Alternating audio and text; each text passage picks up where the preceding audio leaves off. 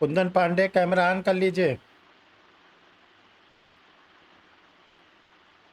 आवाज आ रही है आप लोग को?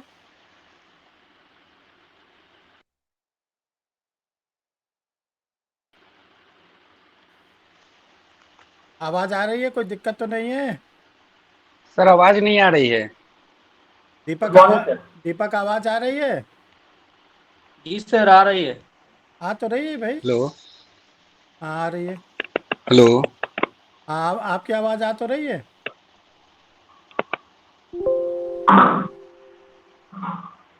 हेलो। कुंदन, आपको आवाज आ रही है सर की? जी सर, यस सर। आ रही है, सबको आ रही है। आप देखिए। देखिए, सबसे पहले आप लोग को बहुत बहुत बधाई कि आप लोग बिहार एपीओ के प्री में क्वालिफाई करके मेंस के लिए एग्ज़ाम देने जा रहे हैं। देखिए, आज फर्स्ट डे, कुछ बारीकी आप लोग को बता दे रहे हैं। इसको बहुत ध्यान से आप लोग समझें। देखिए, जो आप लोग बिहार का मेंस का एग्ज़ाम देने जा रहे हैं। हेलो। हेलो सर, आवाज नहीं आ रही है। राकेश, आपके फिर से आप रिज्वाइन करिए। सबकी आवाज़ आ रही है, आप ही को आवाज़ नहीं आ रही है। आप राकेश फिर से ज्वाइन करिए डिलीट होकर। कोई प्रॉब्लम है आपके सिस्टम में? रिज्वाइनिंग करिए। तो देखिए, ये जो बिहार का आप लोगों ने क्वालिफाई किया और बेस होने जा रहा है, ये सेकंड टाइम ऐसा चांस नहीं मिलेगा, ये ध्यान रखिएगा। इतनी ज़्यादा वैकेंसी आपको फर्दर मिलने वाली नहीं है। बहुत ही लकी आप लोग हैं कि जो 552 या 53 जो पोस्ट है, बहुत ही ज़्यादा पोस्ट निकली है। और कोशिश करें कि आप लोग सारे काम को सेकेंडरी कर दें। सभी काम को आप रोक के ये प्रेफरेंस दें कि मुझे मेंस में क्वालिफाई करना है। और आपकी डेट भी फिक्स है 12 नवंबर अभी। तो आप लोग इस जो 55-60 दिन का लगभग समय है, 55 दिन ही, 60 तो नहीं है, इसको एक एक घंटे, एक एक मिनट को आप यूज़ करें अगर आप चाहते हैं कि मेंस में हम क्वालिफाई कर जाएं। इसके लिए देखिए, सर ने क्या आप लोग के लिए सोचा है। जो आईपीसी, सीआरपीसी, एविडेंस एक्ट और आपका 6 माइनर एक्ट है, उसका तो हम आप लोग को जो नोट्स बनवा दे रहे हैं, उसमें ना कुछ आप जोड़िएगा ना कुछ घटाइएगा। पहले तो आप ये जान लो। उसमें टाइम मत किल करना आप लोग। जितना बनवा दे रहे हैं उसको बस केवल डेली, जैसे मान लीजिए 3 क्वेश्चन हमने लिखाया, 4 क्वेश्चन लिखाया, 2 क्वेश्चन लिखवाया, तो जो लिखाएं उसको आप याद करें। बहुत सिंपल लिखाया जाएगा, बहुत डिफिकल्ट नहीं रहेगा। और जो आईपीसी या सीआरपीसी लिखाया जाएगा वो आ भी जाएगा आप लोग का। तो डेली का डेली आप इसको रिवाइज करते चले। देखिए, लिखते समय अगर मान लीजिए आपका कुछ छूट जाता है, कहीं कन्फ्यूज़न हो जाता है, तो ये रिकॉर्डेड रहेगा। जो क्लास आप लोग के लिए जा रही है, ये रिकॉर्डेड रहेगा। और मिनिमम 72 आवर तक रहता है, ये कम से कम 72 घंटे तक ये रिकॉर्ड रहेगा, 3 दिन तक। तो आप 3 दिन के भीतर इसको एक बार 2 बार सुनकर, जहाँ पर भी आपका कुछ छूटा है, मात्रा पाई या कुछ भी, वहाँ पे उसको आप क्या करेंगे, ठीक कर लेंगे। और रही बात जनरल स्टडीज़ के और हिंदी की, वो पेपर आप अपने आप पढ़ें। उसमें हम आपकी बहुत ज़्यादा मदद कुछ नहीं कर पाएंगे, क्योंकि वो हमारे टच का पेपर नहीं है। अनसॉल्व पेपर देख के, जैसे हिंदी और जीके आता है वैसे आप लोग अपना तैयार करते रहें। लॉ वाला जो पोर्शन है वो हम आपका कंप्लीट करा दे रहे हैं। आज देखिए, पहला पेपर स्टार्ट हो रहा है, आईपीसी, इंडियन पेनल कोड। और इसमें पहला क्वेश्चन आप लोग के लिए देखिए, आप लोग को प्रश्न बोला जाएगा और उसका उत्तर लिखाया जाएगा। ठीक है, हिंदी मीडियम में। प्रश्न लिखिए।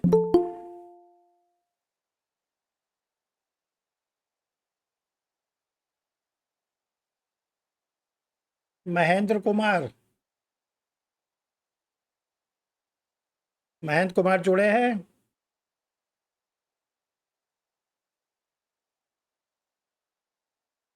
चलिए। प्रश्न संख्या 1, अपराध से आप क्या समझते हैं?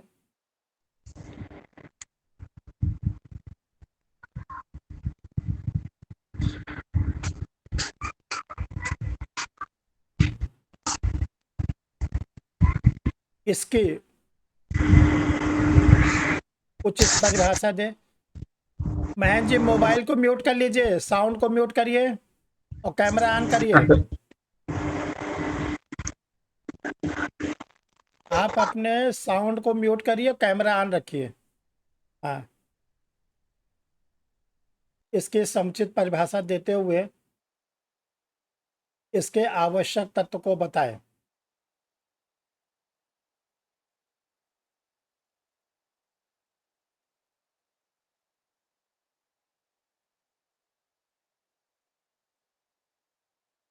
उत्तर, हेडिंग डालिए, अपराध क्या है। उत्तर, अपराध क्या है। अर्चना, क्यों देर कर दी, जल्दी करिए, प्रश्न का उत्तर लिखिए।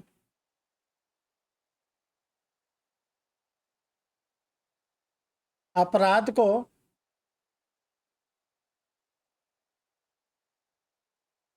साधारण बोलचाल की भाषा में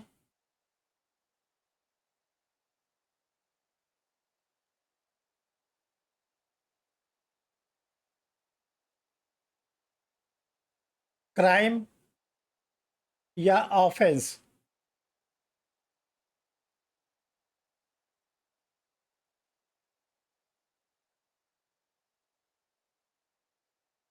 के नाम से जाना जाता है।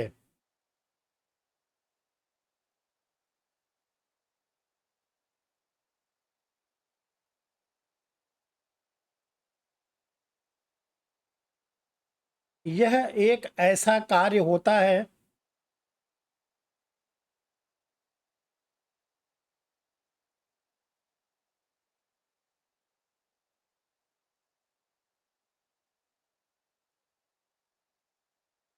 जिसे करने की अनुमति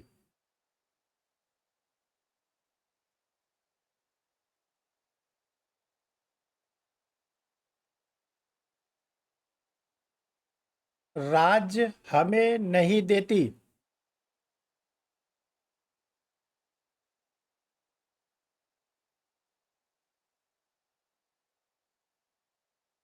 यदि कोई व्यक्ति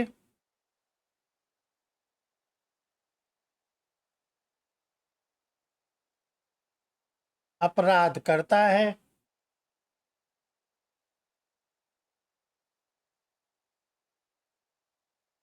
तो उसे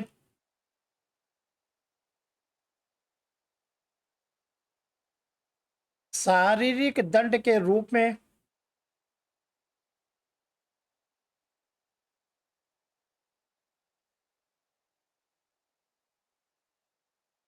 कारावास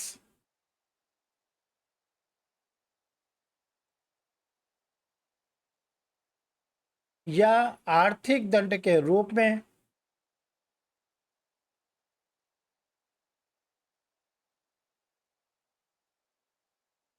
जुर्माना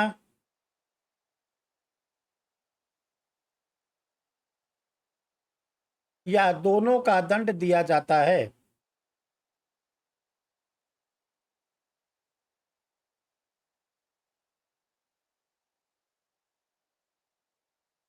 हेडिंग डालिए, अपराध की परिभाषा।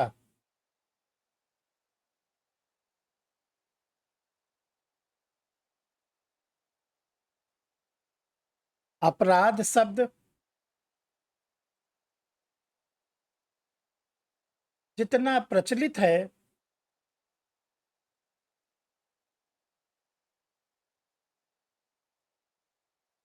उसकी परिभाषा देना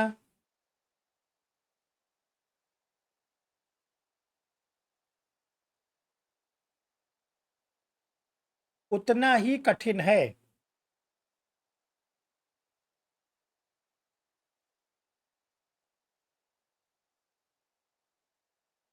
किंतु विभिन्न विधि शास्त्रियों ने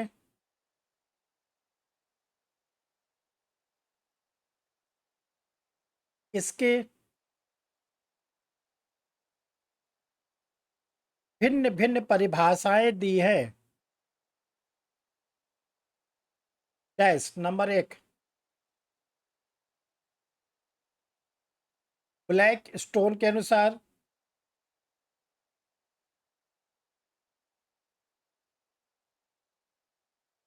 डैश लगाइए, इन्वर्टेड कामा बनाइए। ऐसा कोई कार्य करना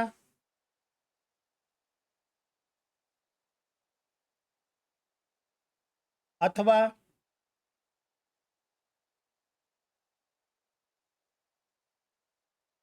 करने से विरत रहना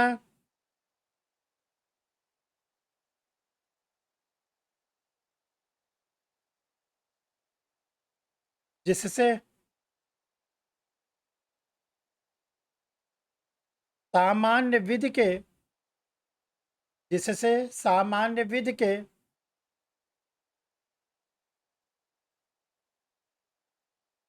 किसी नियम का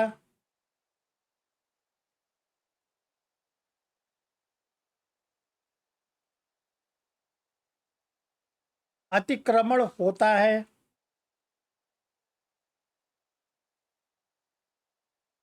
उसे अपराध कहते हैं।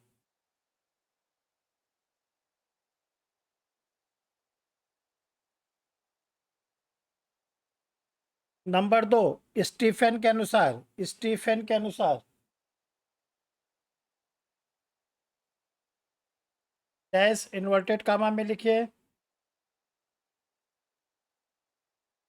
अपराध से अभिप्राय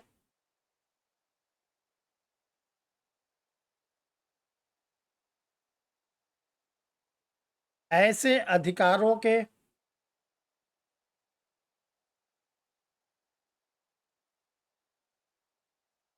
अतिक्रमण से है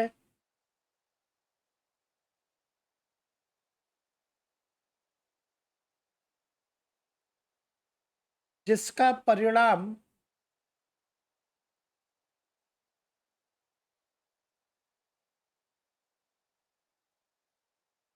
उस अतिक्रमण से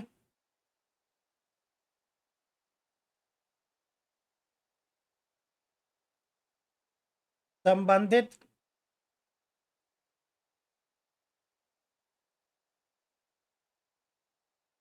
समाज में फैली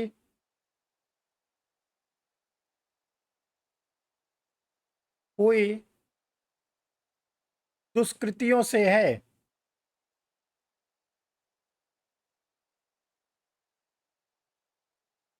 पैराग्राफ चेंज करिए, उपर्युक्त परिभाषाओं के अतिरिक्त उपर्युक्त परिभाषाओं के अतिरिक्त भारतीय दंड संहिता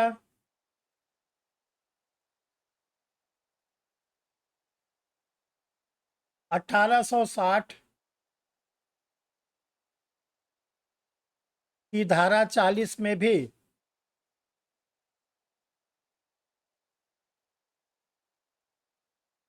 अपराध शब्द की परिभाषा दी गई है।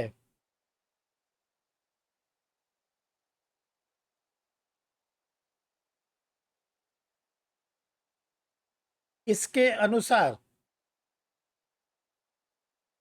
डैश लगाइए, इन्वर्टेड कामा बनाइए। ऐसा प्रत्येक कृत्य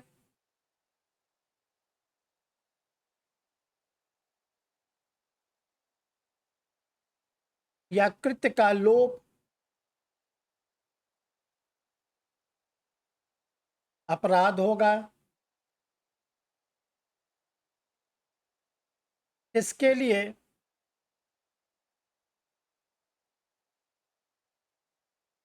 दंड संहिता में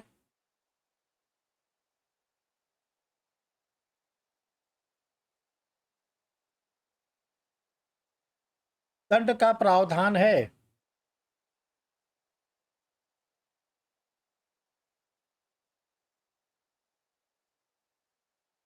इन्वर्टेड कामा बंद करिए। इस धारा में यह भी प्रावधान है कि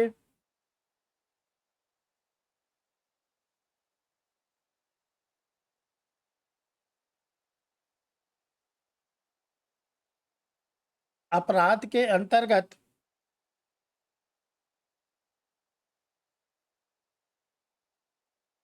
अपराध का प्रयास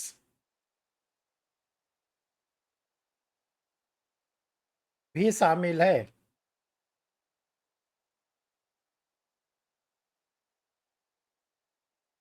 पैराग्राफ चेंज करिए। संपूर्ण दंड संहिता के अध्ययन के पश्चात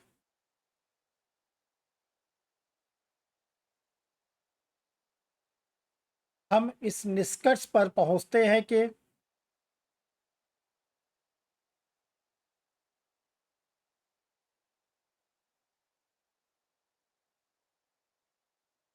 अपराध के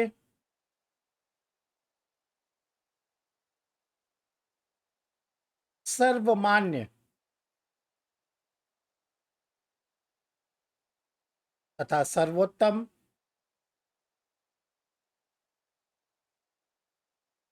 परिभाषा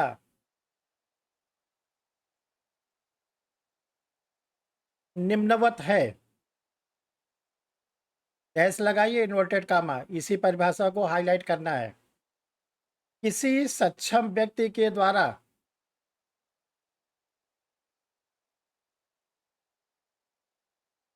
साहस्य पूर्वक रीति से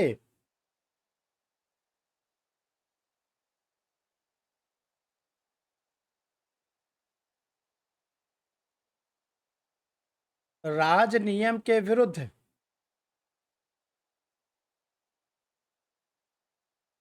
किया गया कार्य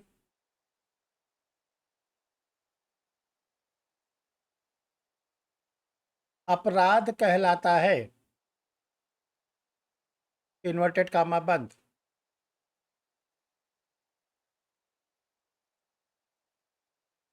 हेडिंग डालिए, अपराध के आवश्यक तत्व।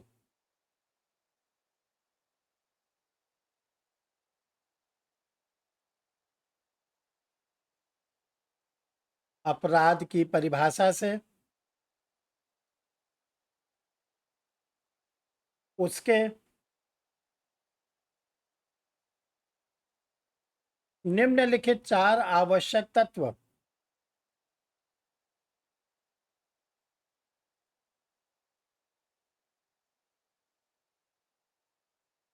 स्पष्ट होते हैं। टेस्ट नंबर 1, एक मानव हो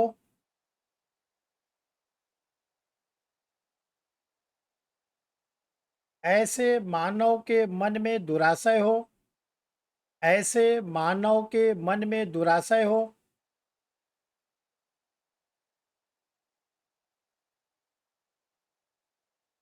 तीसरा, ऐसे दुराशय को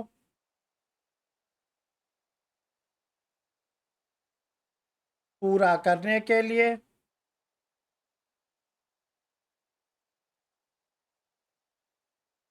कोई कार्य किया जाए।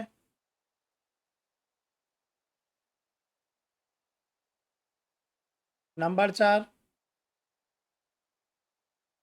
ऐसा कार्य द्वारा किसी दूसरे मानव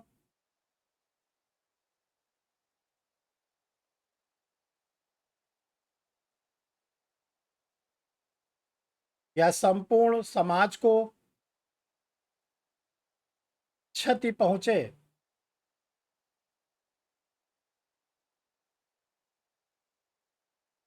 पैराग्राफ चेंज करिए। अपराध केवल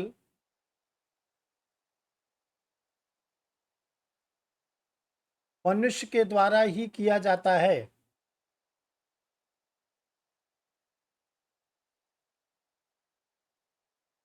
पशु पक्षी जीव जंतु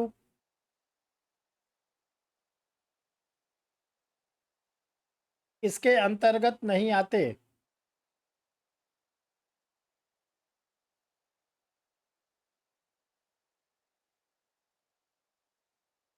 एक ऐसा मानव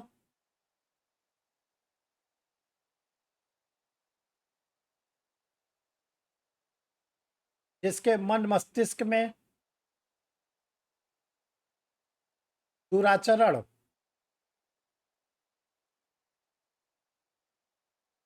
आता है,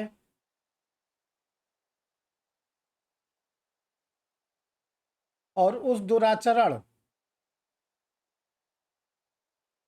ब्रैकेट में लिख लीजिए, आपराधिक कृत्य को पूरा करने के लिए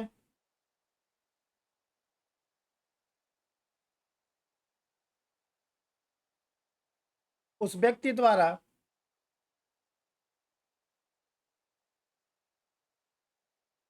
कोई कार्य किया जाता है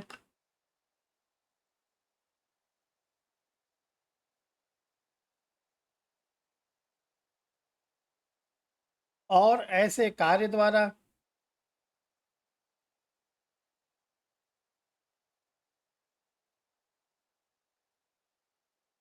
किसी दूसरे मानव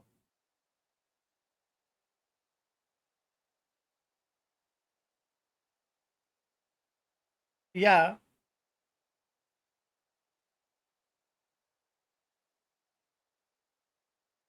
समाज के किसी व्यक्ति को क्षतिकारित हो।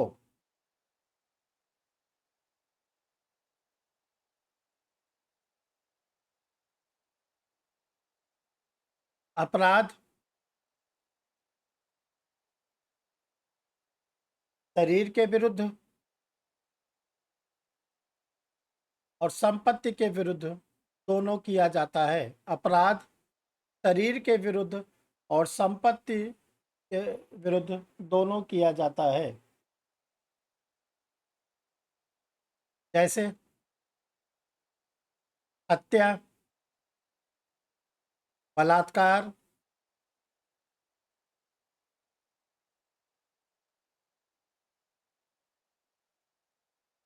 साधारण चोट, गंभीर चोट, बलवा, चोरी, अपकर्षण, लूट, डकैती आदि।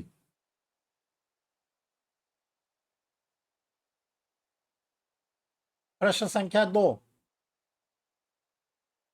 अपराध के कौन कौन से चरण होते हैं?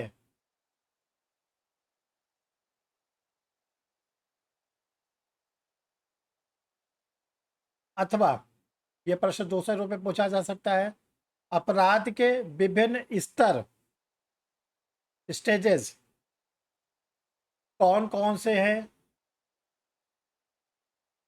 उसे स्पष्ट करें।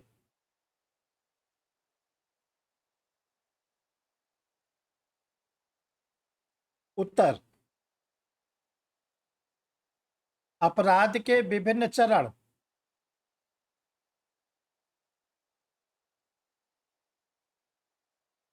लिखें। अपराध के 4 चरण होते हैं।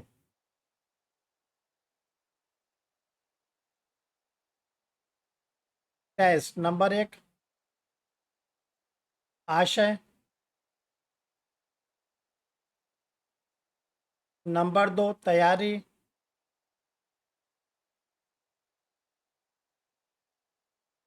नंबर 3, प्रयास या प्रयत्न, प्रयास या प्रयत्न।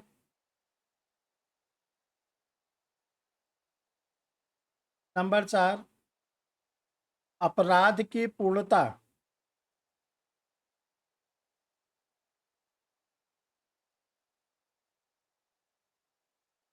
हेडिंग डालिए, आशय।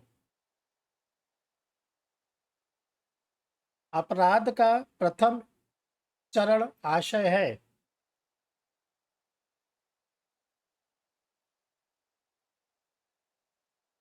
कोई भी अपराध बिना आशय के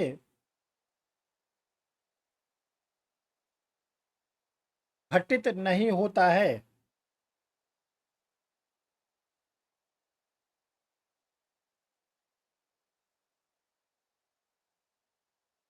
और यदि घटित होता भी है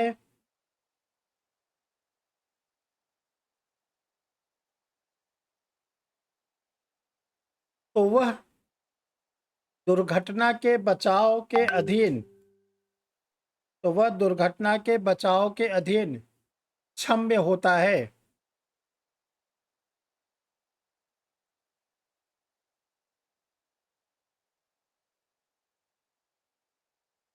सामान्यतः अपराध का प्रथम चरण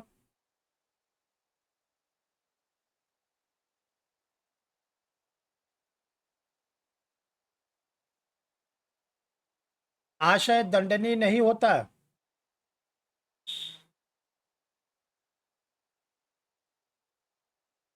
किंतु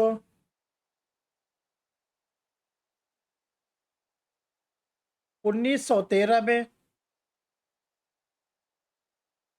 दांडिक विधि संशोधन अधिनियम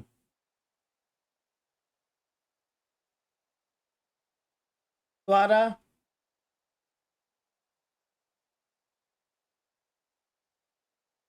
भारतीय दंड संहिता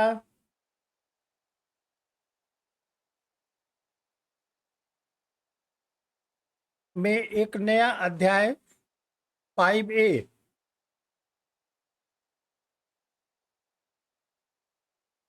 और 2 नई धारा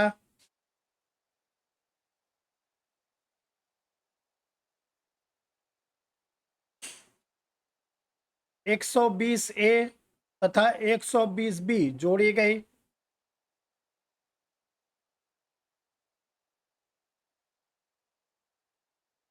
जिसमें आपराधिक षड्यंत्र की परिभाषा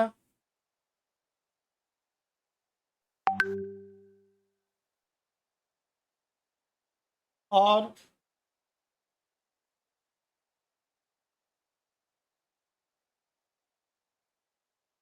दंड का उल्लेख किया गया है।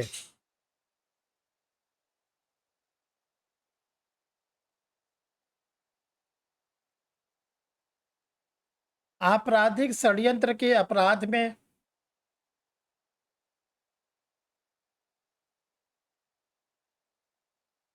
केवल आशय मात्र ही दंडनीय है।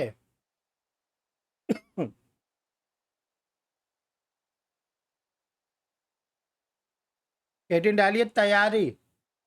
अपराध का द्वितीय चरण तैयारी है।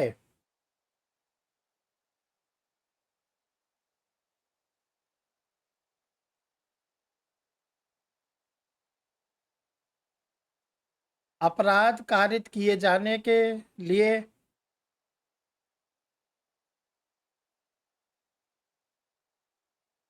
आशय के बाद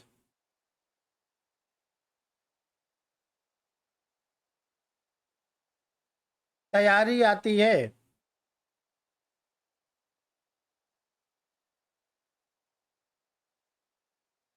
बिना तैयारी के कोई भी अपराध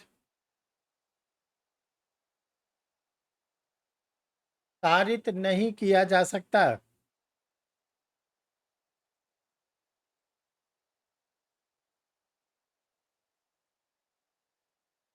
तैयारी से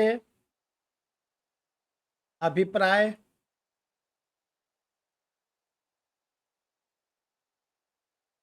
अपराध को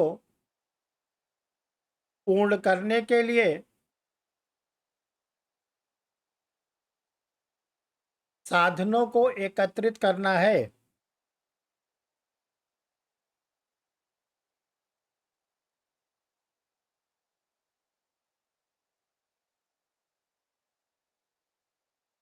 साधारणतः तैयारी को दंडनीय नहीं माना जाता है,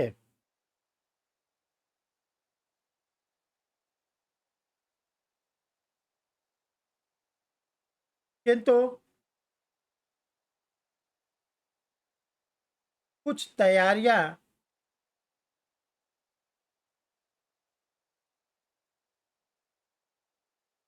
ऐसी हैं जिन्हें भारतीय दंड संहिता के अंतर्गत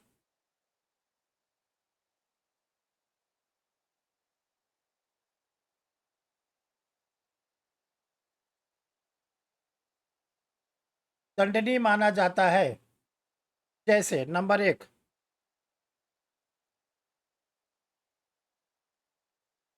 भारत सरकार के विरुद्ध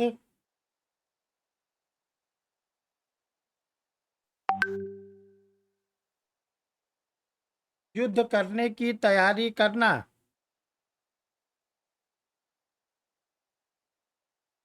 ब्रैकेट में धारा 122।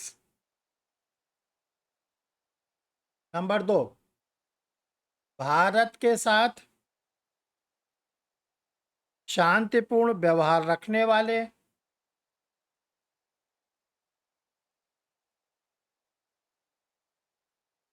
राष्ट्र में आतंक मचाने की तैयारी करना।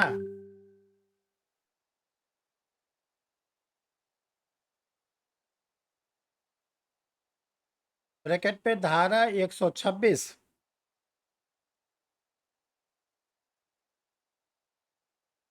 तीसरा, जाली सिक्के बनाने की तैयारी करना। धारा 235।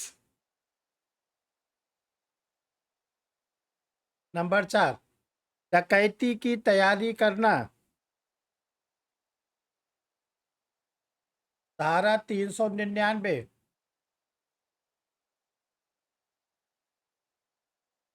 हेडिंग डालिए प्रयास या प्रयत्न। अपराध का तीसरा चरण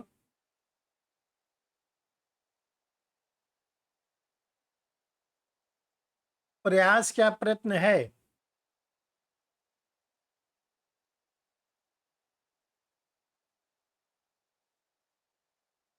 प्रयास शुरू करते ही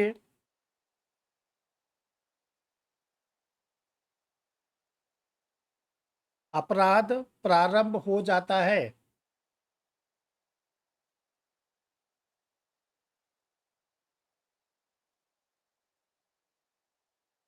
चाहे भले ही प्रयास पूरा न हो,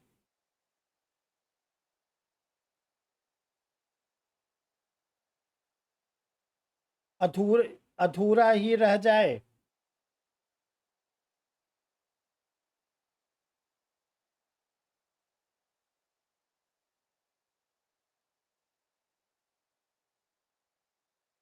दोनों ही स्थितियों में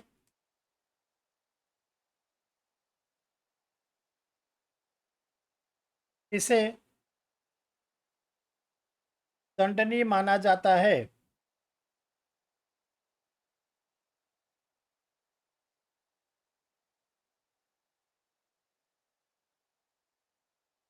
संहिता के निम्नलिखित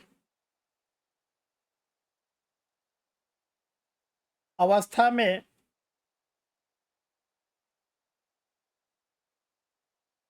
अपराध करने के प्रयत्न को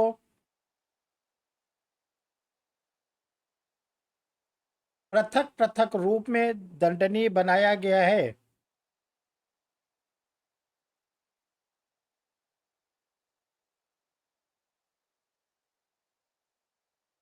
नंबर 1, हत्या करने का प्रयास। धारा 307।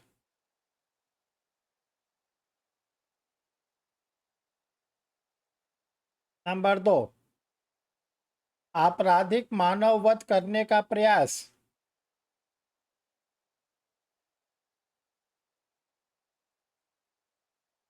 धारा 308।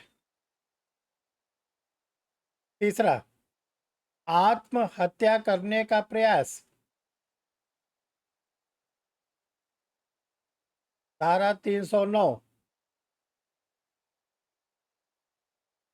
नंबर 4, लूट करने का प्रयास। धारा 309। इसी के नीचे एक लिखे नोट डालिए। 393 होगा ना। हाँ, लूट करने का प्रयास 393। एक आप लोग नोट लिखिए, जिन अपराध के प्रयासों को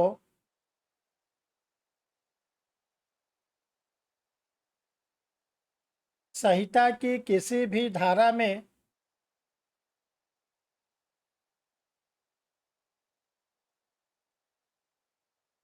दंडनीय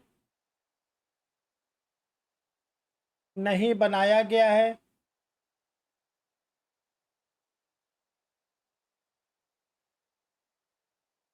उसके लिए संहिता की अंतिम धारा 511 में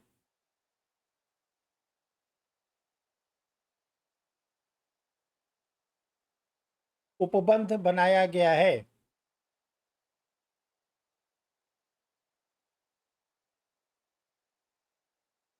अगली हेडिंग डालिए, अपराध की पूर्णता।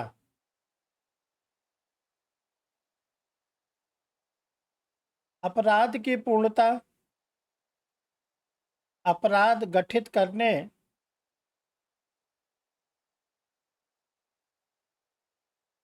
का अंतिम चरण होता है।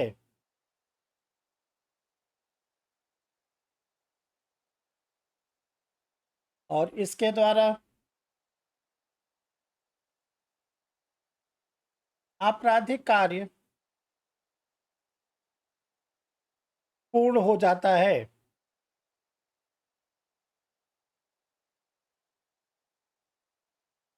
वैसे तो समस्त प्रकार के अपराधों की पूर्णता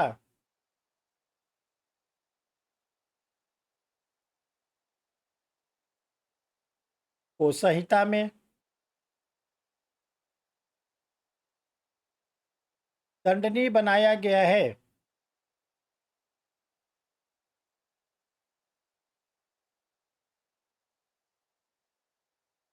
किंतु इसका एक अपवाद भी है। यस, आत्महत्या की पूर्णता।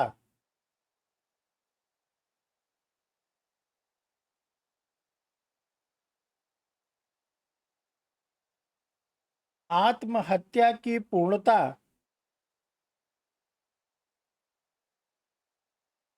वाले व्यक्ति को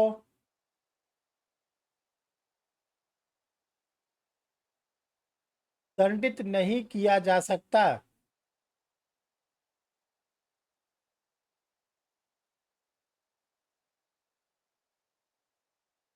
क्योंकि वह अब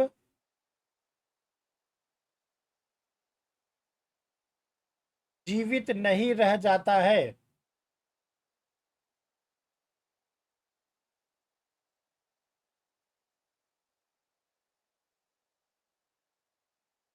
और भारतीय दंड संहिता में केवल जीवित व्यक्तियों को ही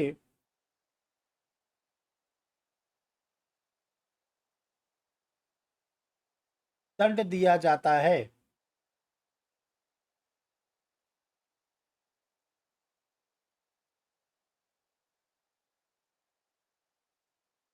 प्रश्न संख्या 3, निम्नलिखित में अंतर स्पष्ट करें। निम्नलिखित में अंतर स्पष्ट करें। नंबर 1, अपराध तथा अपकृत्य।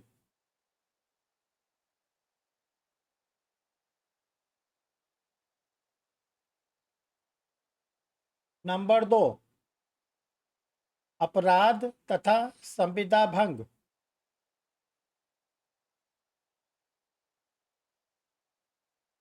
उत्तर लिखे। नंबर 1, अपराध तथा अपकृत्य।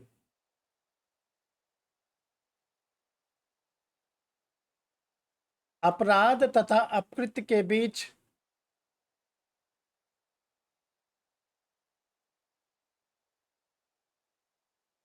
निम्नलिखित प्रमुख अंतर हैं।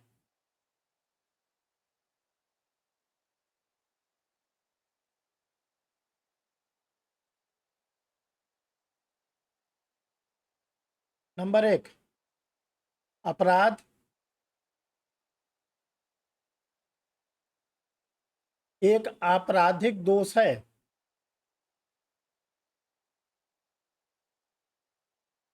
जबकि अपकृत्य सर आवाज नहीं आ पाई सर, फिर से एक बार रिपीट कीजिए। अपराध एक आपराधिक दोष है, जबकि अपकृत्य एक सिविल दोष है।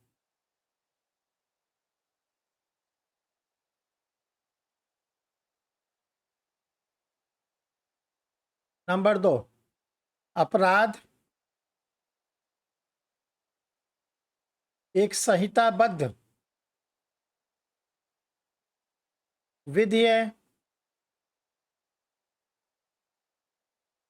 जबकि अपकृत्य कोई संविदा विधि अपकृत्य कोई संहिताबद्ध विधि नहीं है।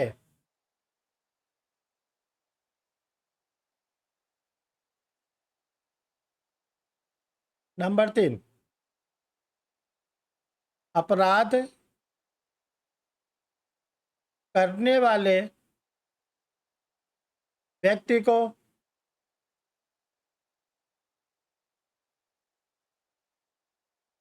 शारीरिक दंड या आर्थिक दंड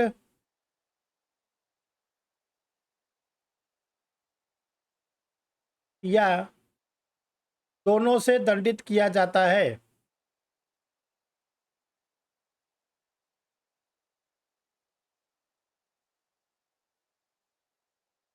जबकि अपकृत्यपूर्ण कार्य जबकि अपकृत्यपूर्ण कार्य करने वाले व्यक्ति को करने वाले व्यक्ति से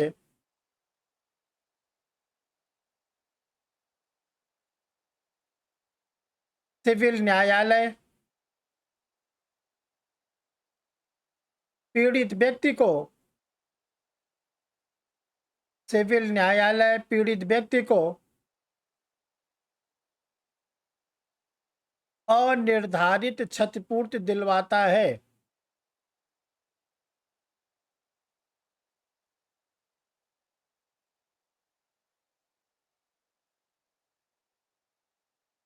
अगला नंबर, अपराध से पूर्व अपकृत्य विधि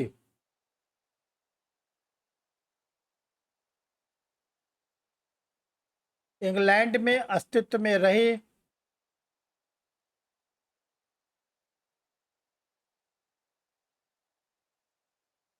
और बाद में 1726 ईस्वी के चार्टर के द्वारा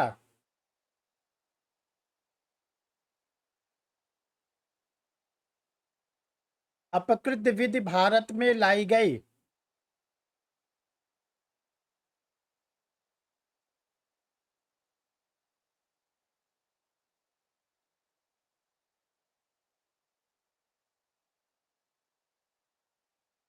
अगला नंबर, आपराधिक विधि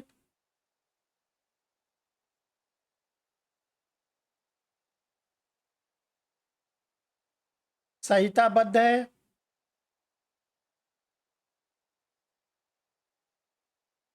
जबकि अपकृत्य विधि का विकास पूर्ण रूप से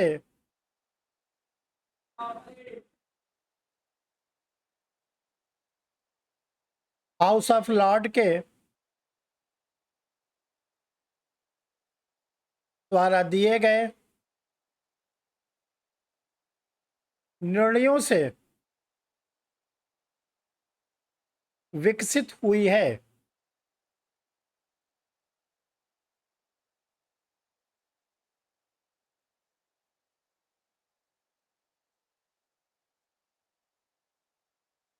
अगला डालिए, अपराध तथा संविदा भंग में अंतर।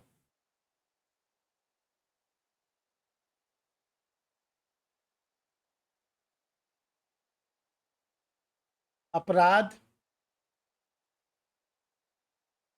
तथा संहिताबद्ध तथा संविदा भंग में निम्नलिखित प्रमुख अंतर हैं।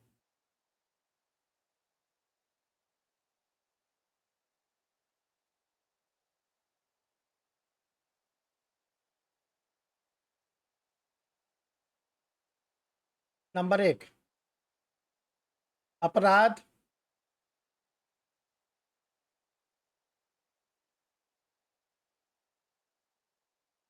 एक सार्वजनिक कृत्य होता है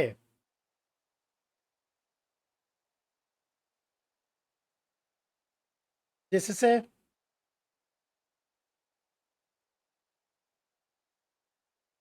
समाज का कोई भी व्यक्ति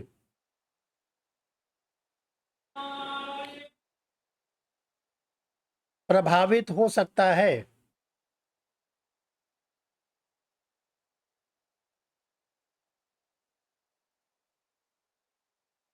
जबकि संविदा एक करारगत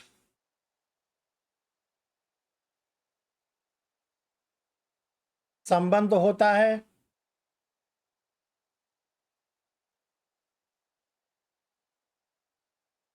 और संविदा भंग की स्थिति में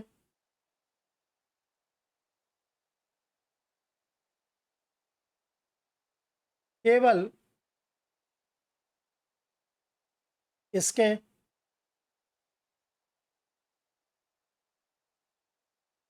पक्षकार गण ही प्रभावित होते हैं।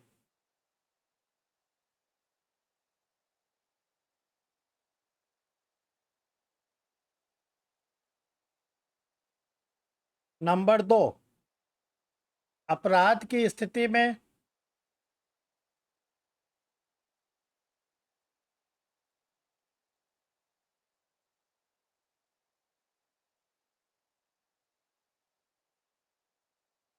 आपराधिक न्यायालय अभियुक्त व्यक्ति को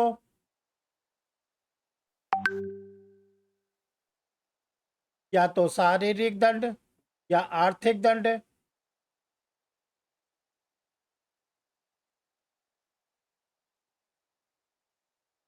या तो शारीरिक दंड या तो आर्थिक दंड या दोनों से दंडित करता है।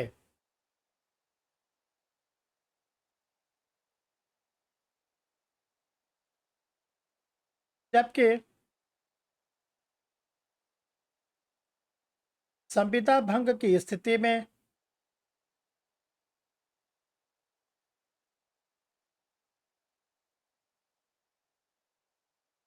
सिविल न्यायालय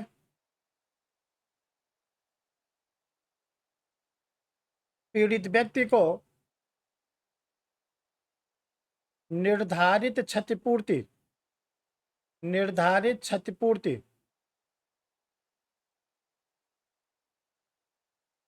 दिलवाता है।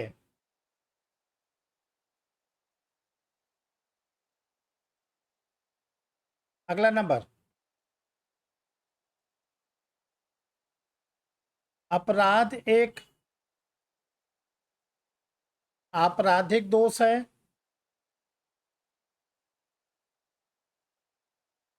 जबकि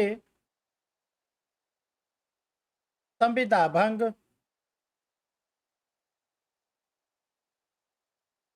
एक सिविल दोष है।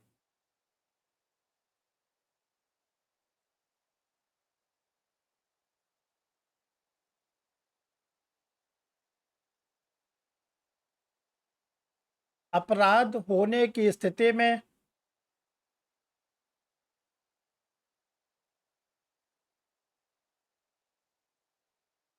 पीड़ित व्यक्ति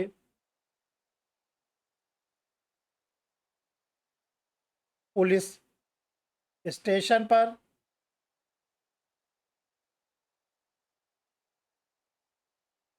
एफआईआर के रूप में इसकी सूचना देता है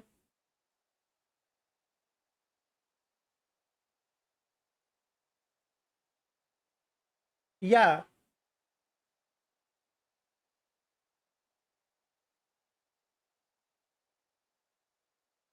न्यायिक मजिस्ट्रेट के समक्ष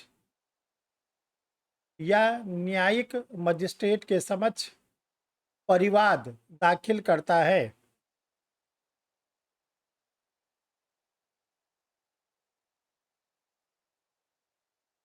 जबकि संविदा भंग की स्थिति में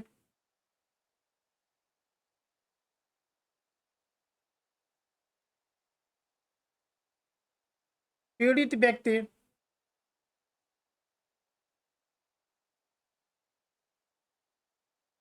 सिविल न्यायालय में वादी बनकर क्षतिपूर्ति हेतु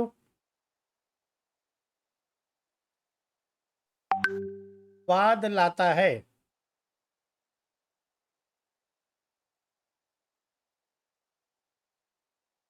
अगला प्रश्न। देखिए समय बहुत कम है, इसलिए बहुत स्पीड रखना है, रोज ज़्यादा पढ़ना है, ताकि आप लोग का अक्टूबर के लास्ट या नवंबर के 2-3 तारीख तक सारा कोर्स कवर हो जाए। प्रश्न संख्या 4, सामान्य आशय से आप क्या समझते हैं? निर्णित वादों की सहायता से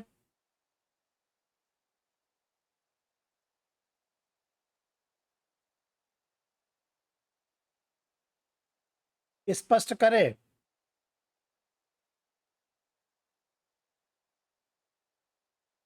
सामान्य आशय तथा सामान्य उद्देश्य में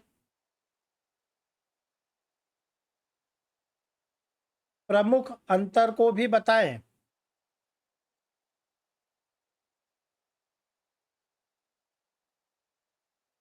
उत्तर है डालिए सामान्य आशय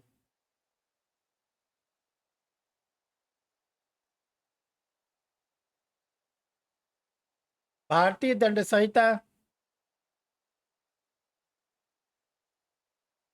की धारा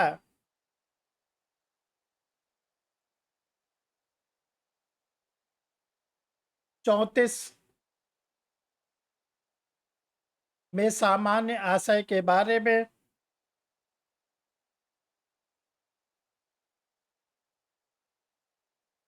उपबंध दिए गए हैं।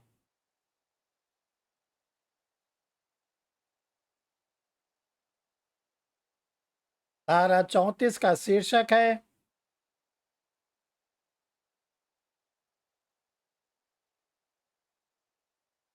डैश इन्वर्टेड कामा सामान्य आशय को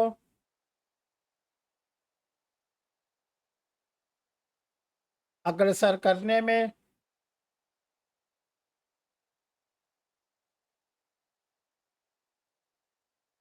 कई व्यक्तियों द्वारा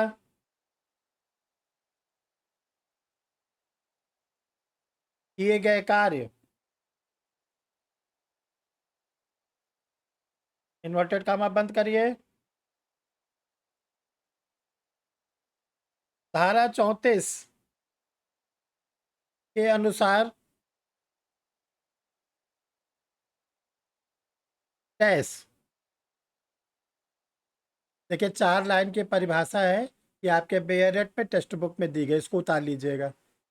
4 लाइन छोड़ दीजिए अपनी कॉपी किताब से या बेयरेट से उतार, पैरा चेंज करिए, लिखिए धारा 34 की उपर्युक्त परिभाषा से उसके निम्नलिखित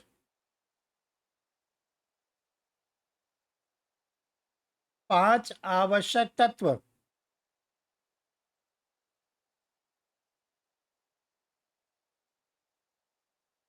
स्पष्ट होते हैं।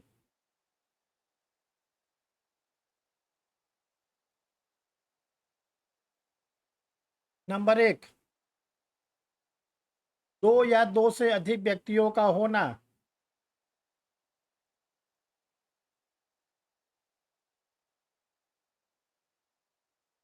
नंबर 2,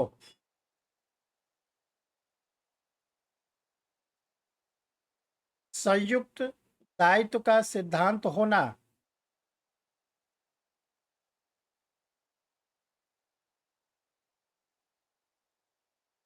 नंबर 3, पूर्व निर्धारित योजना का होना।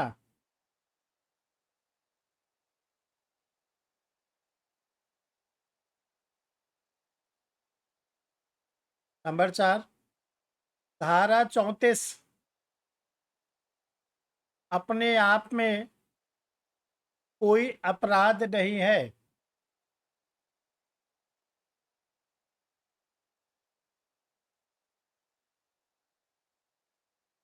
नंबर 5, सभी अभियुक्तों का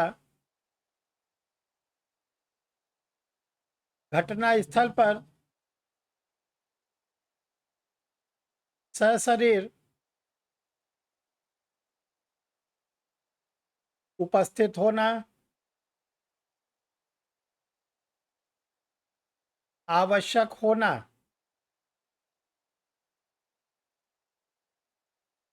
पैरा चेंज करिए। धारा 34 पर महत्वपूर्णवाद डैश बनाइए, इन्वर्टेड कामा लिखिए। बारेंद्र कुमार घोष बनाम एम्पेरर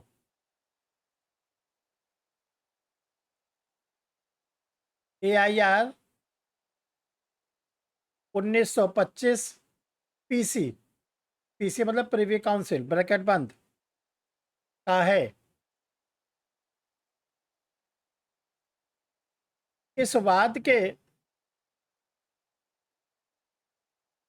न्यायमूर्ति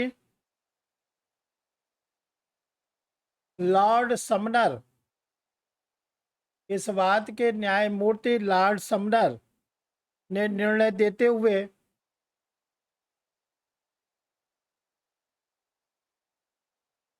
विनिश्चित किया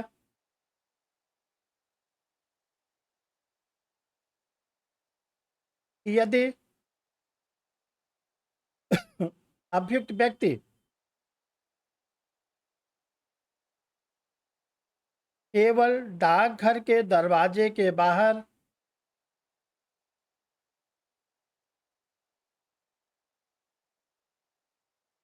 खड़ा रहकर प्रतीक्षा करते हुए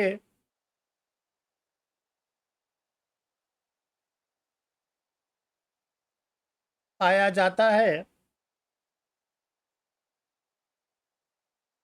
तो भी उसका सामान्य आशय होने के कारण उसे दोषी माना जाता है।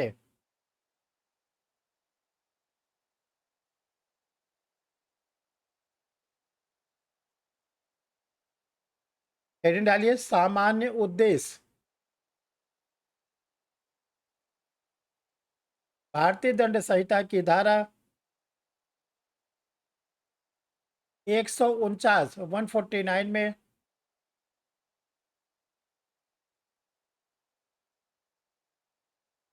सामान्य उद्देश्य के बारे में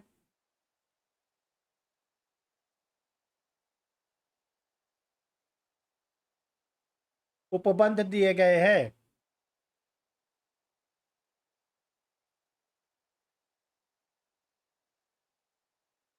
धारा 149 का शीर्षक है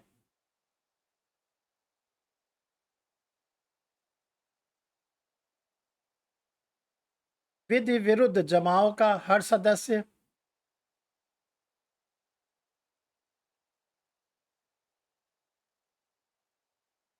सामान्य उद्देश्य को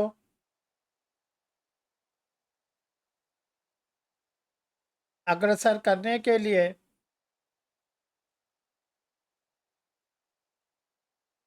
किए गए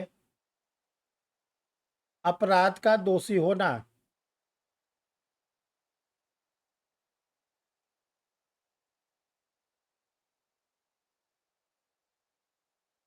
धारा 149 के अनुसार डैश लगाइए, और आप लोग 5 लाइन छोड़ दीजिएगा। धारा 149 की परिभाषा ओरिजिनल नोट कर लीजिएगा, पैरा चेंज करिए। धारा 149 की परिभाषा से उसके निम्नलिखित आवश्यक तत्व स्पष्ट होते हैं।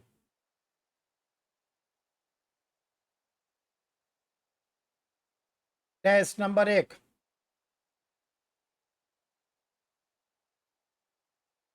पांच या पांच से अधिक व्यक्तियों का होना।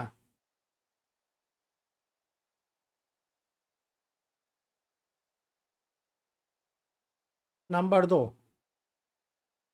ऐसे व्यक्तियों का विधि विरुद्ध जमाओं का सदस्य होना।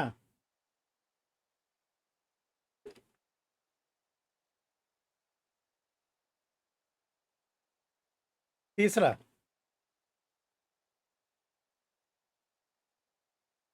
आणविक दायित्व के सिद्धांत लागू होना।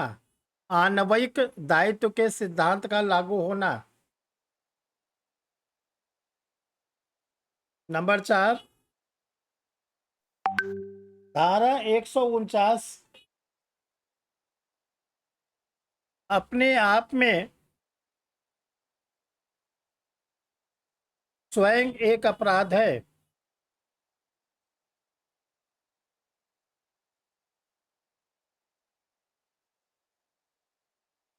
नंबर 5, अभियुक्त व्यक्ति का केवल विधि विरुद्ध जमाओं का सदस्य होना।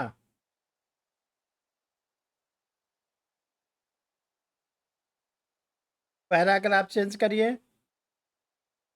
सामान्य उद्देश्य पर महत्वपूर्णवाद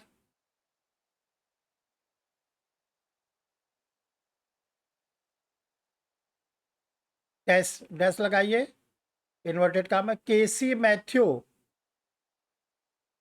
मैथ्यू बनाम राज्य का है। ब्रैकेट में लिखे AIR 1956 सुप्रीम कोर्ट का है। इस वाद में मध्य रात्रि के समय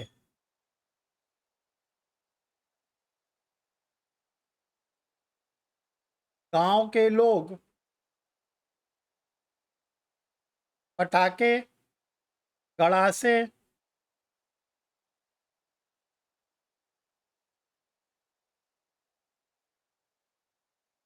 तथा हाकियों को लेकर उन व्यक्तियों को छुड़ाने के लिए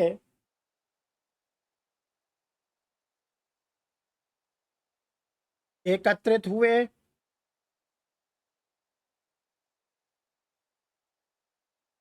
जिन्हें पुलिस अपने पहरे में रखी हुई थी।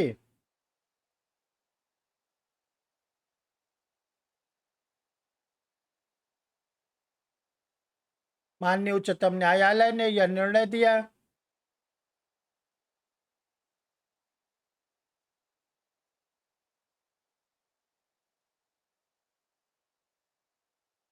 उस जमाव में जाने वाले लोगों को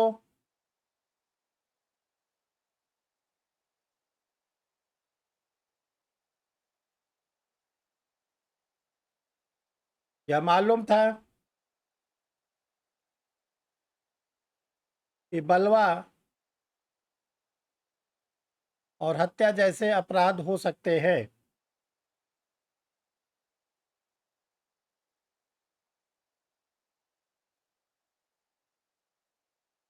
अतः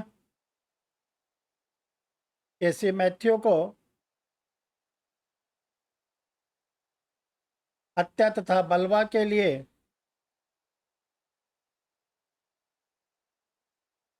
दी गई सजा को माननीय न्यायालय ने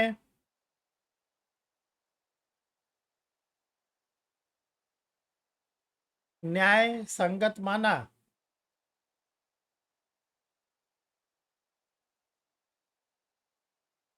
हेडिंग डालिए। सामान्य आशय तथा सामान्य उद्देश्य में अंतर।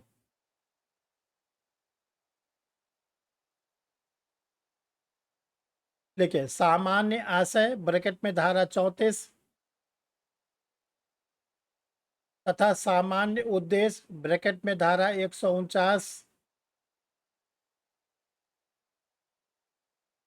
में निम्नलिखित प्रमुख अंतर हैं।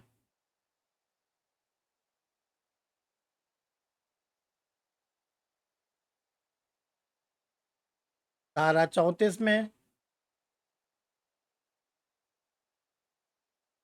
कम से कम दो व्यक्तियों का होना आवश्यक है।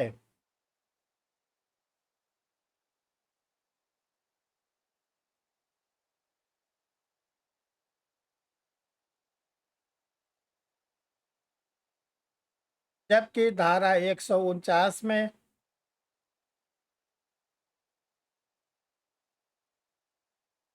कम से कम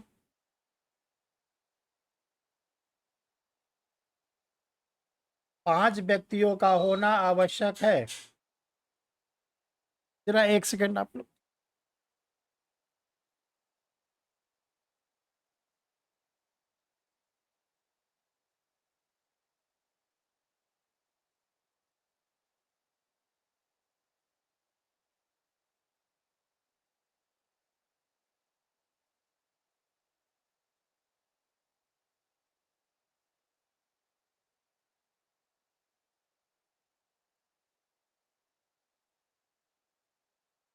हाँ, जबकि धारा 149 में कम से कम 5 व्यक्तियों का होना आवश्यक है। नंबर 2, धारा 34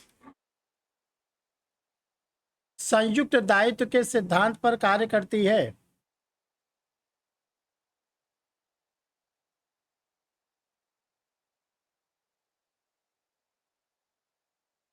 जबकि धारा 149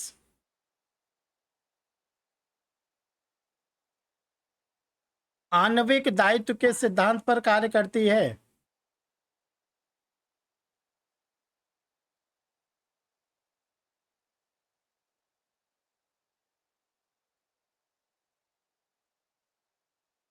तीसरा नंबर, धारा 34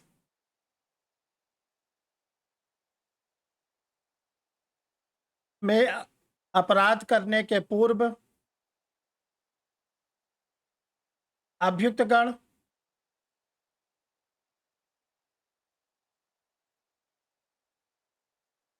पूर्व निर्धारित योजना बनाते हैं।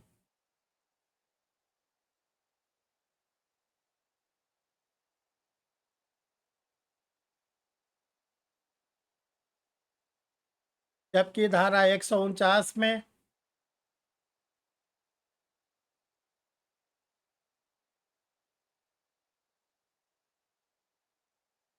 अभियुक्तगण किसी विधि विरुद्ध जमाओं के सदस्य होते हैं।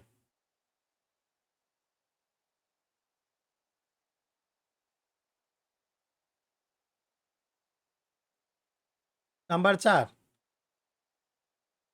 धारा 34 अपने आप में स्वयं कोई अपराध नहीं है।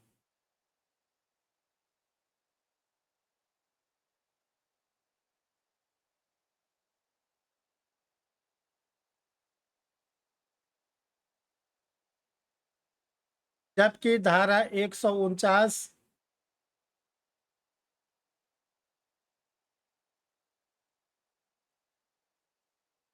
स्वयं एक अपराध है।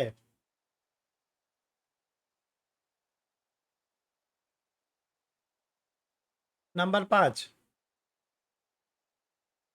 धारा 34 में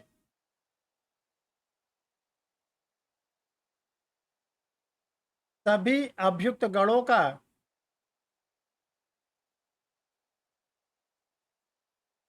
घटनास्थल पर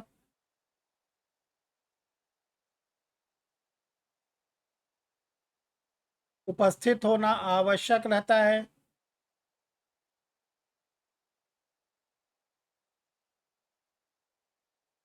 चाहे कोई दूर खड़ा हो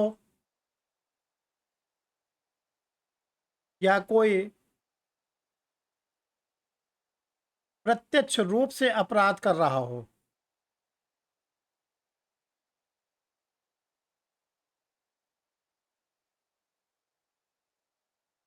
जबकि धारा 149 में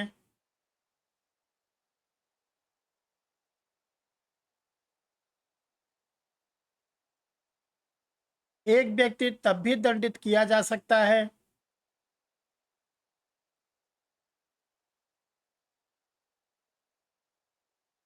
जबकि वह मात्र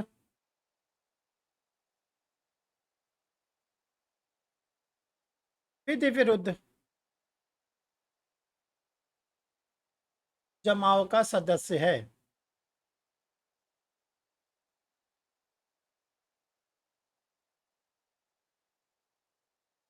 एक छोटा सा क्वेश्चन और आप लिखिए, आप लोग जल्दी से। अगला प्रश्न, सामान्य आशय कॉमन इंटेंशन, इसका इंग्लिश वर्जन जरूर लिख लीजिएगा। सामान्य आशय ब्रैकेट में कॉमन इंटेंशन तथा समान आशय सिमिलर इंटेंशन में अंतर को स्पष्ट करें।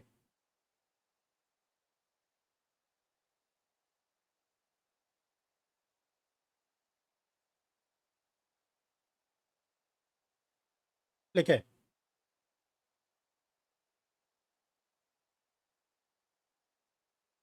सामान्य आशय तथा समान आशय दोनों शब्दावलियां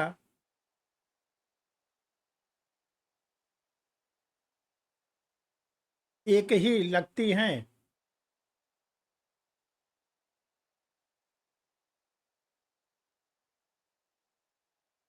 और एक लंबे समय तक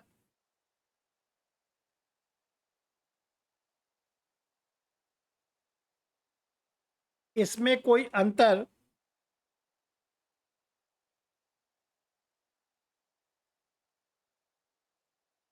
नहीं स्पष्ट हो पाता था।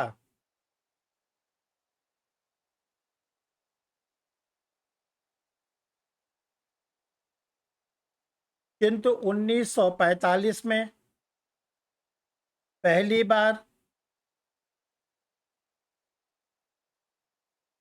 प्रिवी काउंसिल ने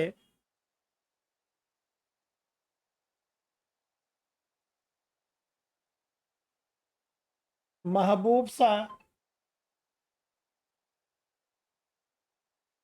बनाम एम्पेरर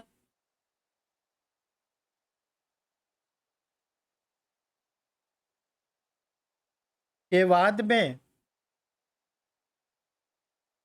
यह स्पष्ट किया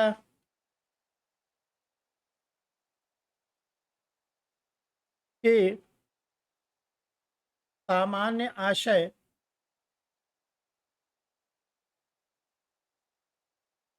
तथा समान आशय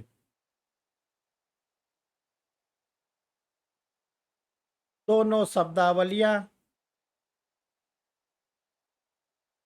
अलग अलग है।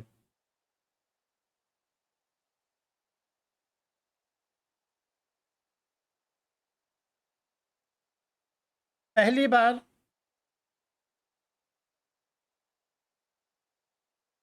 भारत के माननीय उच्चतम न्यायालय ने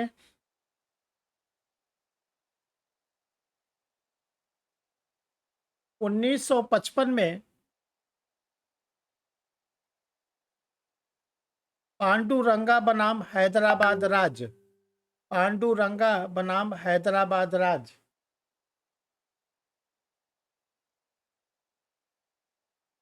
के मामले में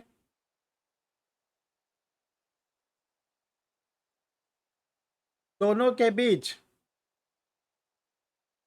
समुचित अंतर को स्पष्ट किया।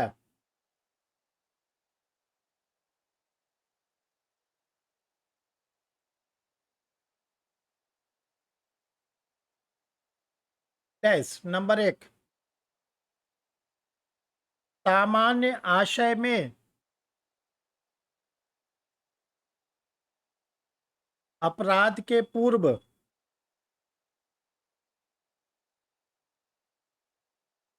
अभियुक्तों के बीच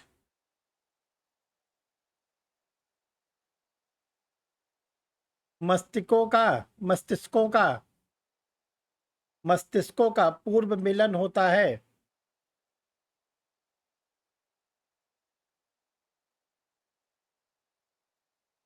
जबकि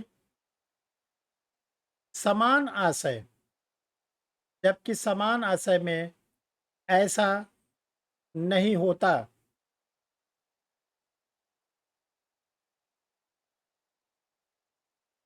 नंबर 2, सामान्य आशय में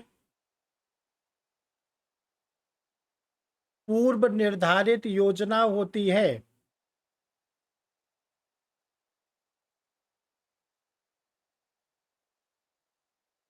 और उसी को अभियुक्तगण पूरा करते हैं। जबकि समान आशय में ऐसी कोई योजना नहीं होती।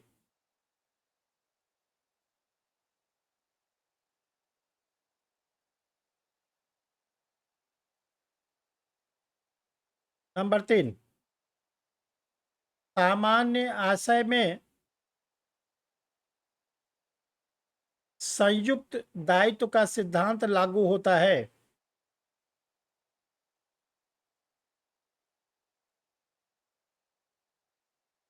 अतः सभी अभियुक्त गणों को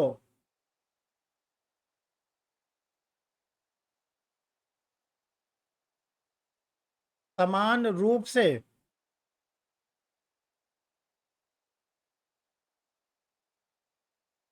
बराबर दंड मिलता है।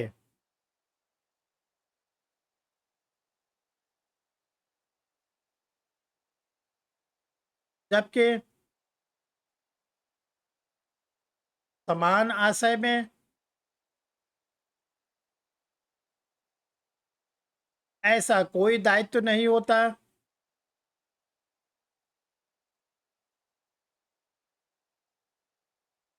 जिस कारण अभियुक्त गणों को समान आशय में ऐसा कोई दायित्व नहीं होता, जिस कारण अभियुक्त गणों को पृथक पृथक दंड भी मिलता है।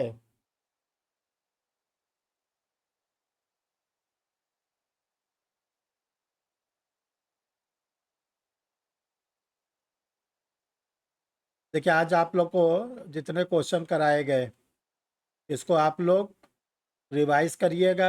इतने को आज आप लोग कंप्लीट कर डालिएगा।